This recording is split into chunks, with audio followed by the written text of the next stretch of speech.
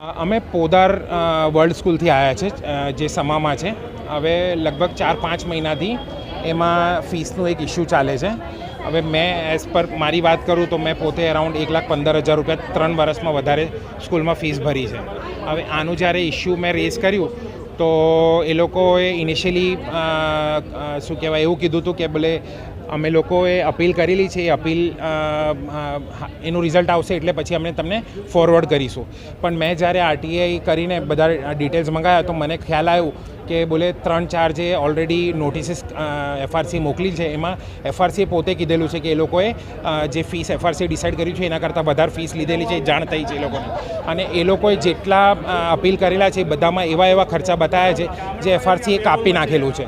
છતાં આ લોકો આ રીતનું એ કરે છે અને આ વસ્તુ અમે લોકો એનસીપીસીઆરમાં ફોરવર્ડ કરેલી છે. એનસીપીસીઆરે ડિસ્ટ્રિક્ટ મેજિસ્ટ્રેટને અને કલેક્ટરને એક લેટર ફોરવર્ડ કર્યું છે. આજે 3 મહિના થઈ ગયા છે પણ એની કોઈ કાર્યવાહી થઈ નથી હજુ. મારું નામ અજીન છે. મારા 2 છોકરાઓ ત્યાં ભણતા હતા. એક છોકરાને એ લોકોએ એલસી આપી દીધી.